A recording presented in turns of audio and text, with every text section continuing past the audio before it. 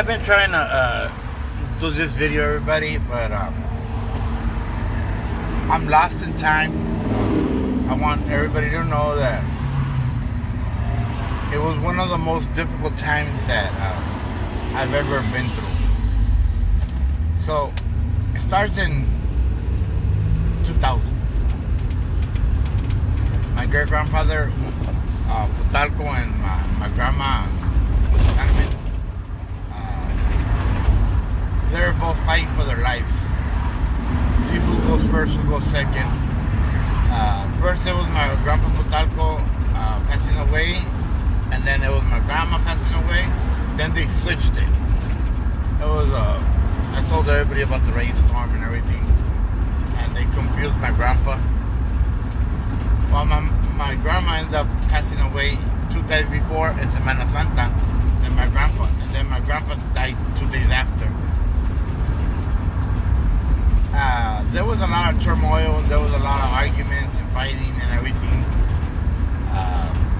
We didn't know how to deal with it, especially me. And I was at my prime. I was confused and lost. I was a desmadroso. I was a kid that was full expectations, you know, and I thought I had the world in my hands and everything. That's the time that I was gonna get married with Ofelia, and I'm going to Mexico and going through a lot of stuff. I began to the company. Before that, I had sued the police departments 3 times, and I won the cases. And I started La Familia. I was on top of my game. Everybody had high expectations for me. The world was in my hands. I was on top. Like I said, it was difficult to lose my great-grandfather and my grandma at the same time. I didn't get married after all. And I started La Familia. And I was going through a lot of stuff. Like I said, I had my egos up, and I thought I was the shit. And one morning, say about 7 o'clock in the morning, I was living right there in Maywood on 57th Street. Me and Danny had our apartment. My mom's first apartment, and then it was ours. And I remember I had my Silverado, and I had just barely started working for DirecTV. I just crashed my truck. I just barely got it out of the dealer, and I crashed it the same day. And like I said, I was like a tough guy. I just got stabbed. I already I went through a lot, and I still had my Uncle Roberto advising me and being there for me, and Uncle Miguel was really starting his sentence. He did 25 years, so he went in just before my grandparents died. Well, it was on a 7 o'clock in the morning. I had a big tree in the house with chirping birds and everything when 9/11 hit. The first airplane hit one of the towers. So I ran. I was in my truck, and I ran back to the living room, and I started watching the TVs, and I woke up Danny. So Danny, war just started, and he was like, "What are you talking about?" He goes, "They just hit one of the 10-tower towers." He goes, "Nah." And about an hour later, second airplane hit. We started seeing people just jump off the buildings and burning, and I remember that day I couldn't work. Everybody everybody had just stopped. It's like everybody knew we were. A moment of silence, a moment of not. Then the Pentagon was hit again with the third airplane. And then another on the field, there was another airplane that just terrorist. And then the Marines and the Army guys, they fought it, and it landed in the middle of the field, and that was the fourth plane. I remember that I didn't go to work that day. I didn't care about work. I didn't care nothing. I wanted to join the Army. I wanted to go fight for my country. I wanted to give up my life. And a little, for the 2000, I had tried to join the Marines. And the Marines didn't want to take me in. And I was like, I gotta go. And my world stopped. I wanted to join, and I wanted to give my life for this country. So my life could have been altered. It could have been a whole entire different world for me. Thank God that they didn't accept me. I was a trouble kid, and I had drama and everything. That's the reason that they didn't want to take me in. So,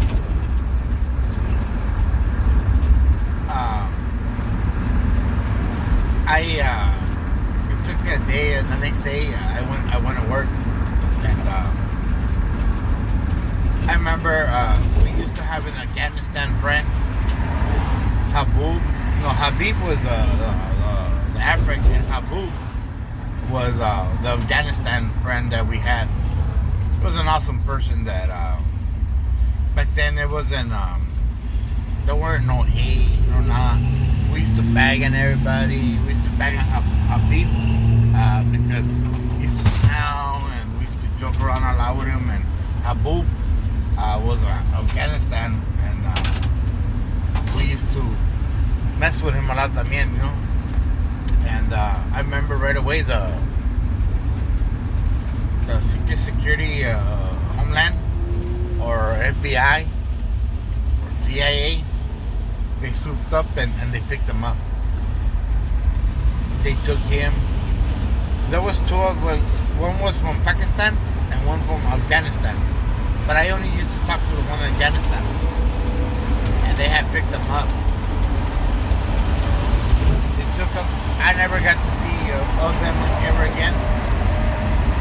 I felt real bad because we had hate, we had anger, we were confused. What just happened? We're racist and against Arabs. Anybody had a Habib or whatever, we thought they were terrorists. They made us think the world different. And we had started the wars, Iraq. Kuwait had just passed. And then we had the Iraq war, and then we had the Afghanistan war. And I remember we were stuck. I say it took us like 10 days just to make sense of what had happened. And as it is, like I said, I was lost and confused and everything. And then my truck got repoed. My brand new Silverado. Everybody knows that I crashed it the first day. I gave up the SWAT meet and started working for Peace Connection. Everybody knows the story about me and Danny Mora, how George and everybody helped me get the job. I paid $1,000 to get that awesome job to change my life. And I have gone through a lot of things in my life. I was going through a lot of anger and depression and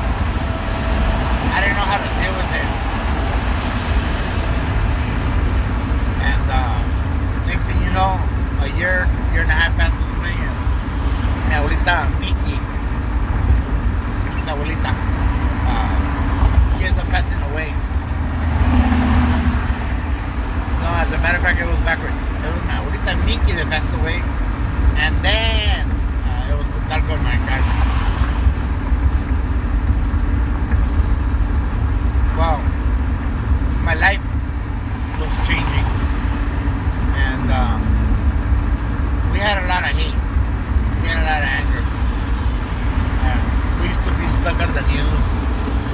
We got to see the bombardments, the grand openings, the aftershocks,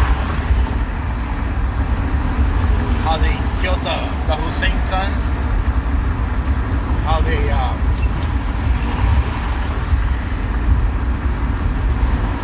how we invaded Iraq.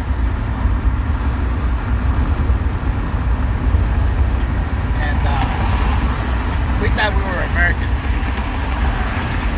And but our country, believe it or not, we were together. We were strong. We were determined. And that's the time that I met Maura. And all that anger, all that hate, all that confusion, all that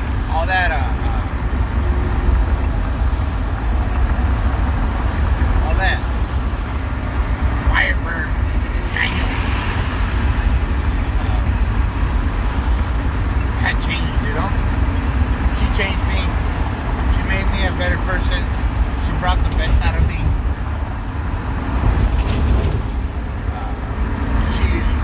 She went against everything for me. She taught me the meaning of love and sacrifice.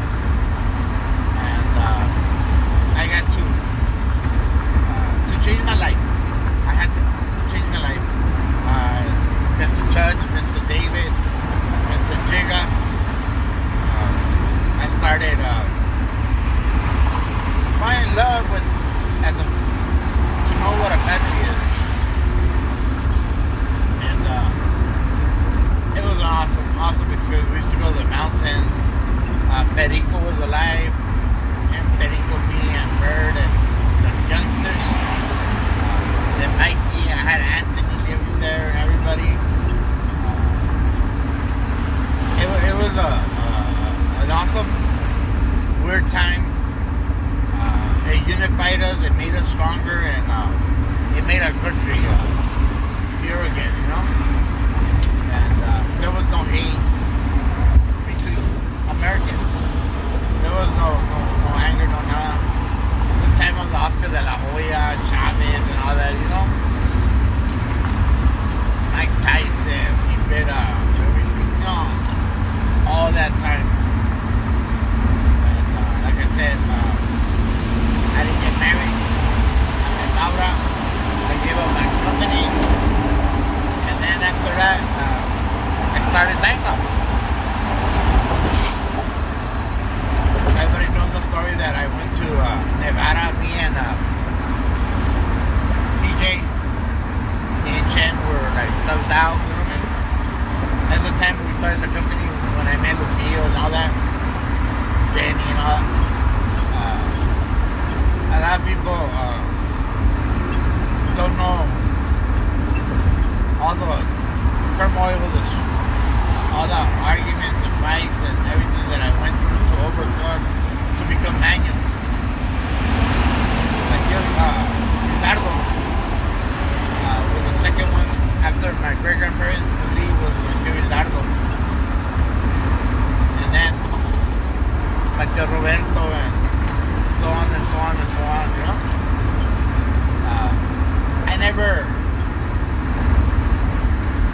I never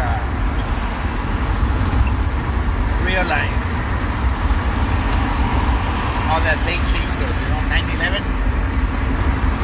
And my life from that day on was structured different.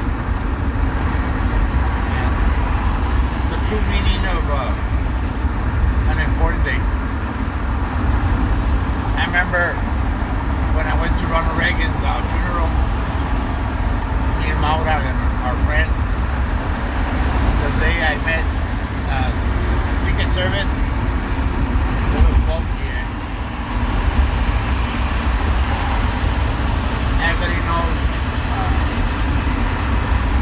an important life event. Well, that's mine. It changed us a lot. There was war for like 20 years, you know? And we lived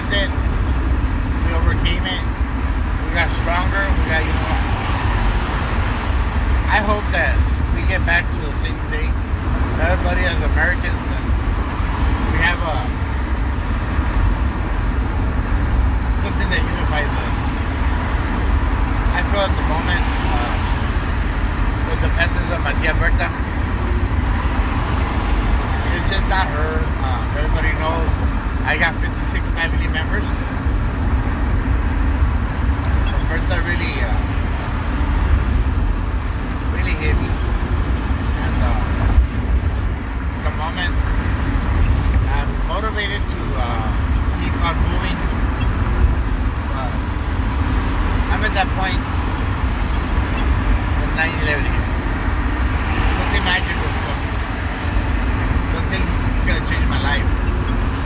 My daughter is going to be 15 years old about a week from now. She don't really care about me no more. I'm distancing myself, and I don't know how to react with her no more. I don't really talk about her no more. I'm already changing my ways of thinking and doing things and being around. I'm a little hurt. Some of the family members.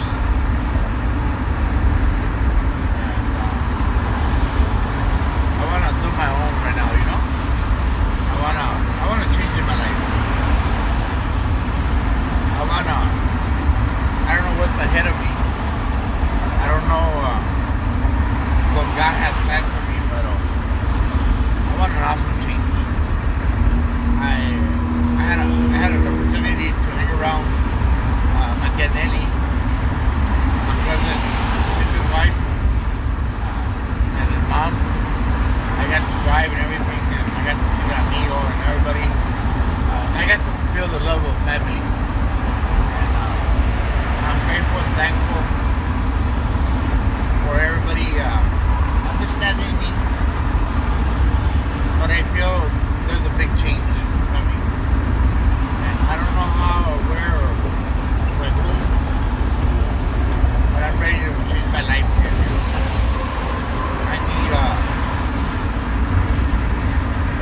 I need something so horrific and something changing event of life, you know. Everybody knows I don't have my mom, my grandma, my grandparents. I don't have Berta no more. I don't have Jojo. I really lost a lot of my family members that I grew up with, and they were my mentors and my teachers, my advisors. As long as I had them, I always felt that it's nothing I couldn't overcome. Now I'm becoming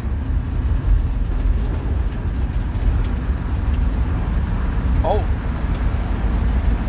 I'm gonna be 50 years old in 2 years, 48, and I know that a lot of people still expect good things from me. Well, I wanna make a change. I wanna be determined to bring out the best of this world, you know. And right now, possible World War III, whether with Israel, Iran, and all. They're assassinating all these leaders and everything. Russia, and Iran, and everybody hates my presidente, Donald Trump. Elections are happening.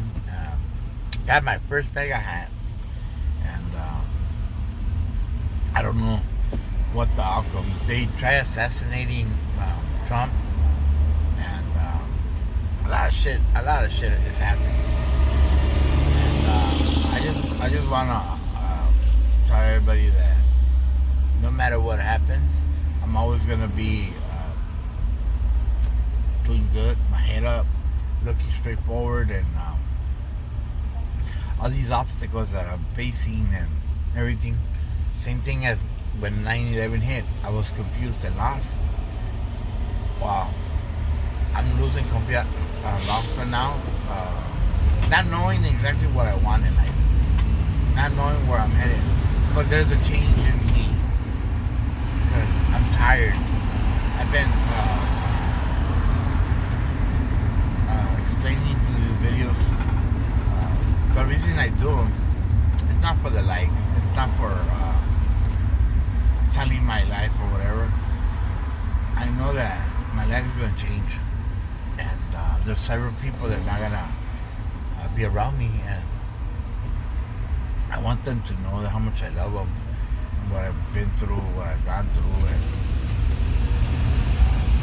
I want them to know who I am, my kids, my grandkids, and on and on.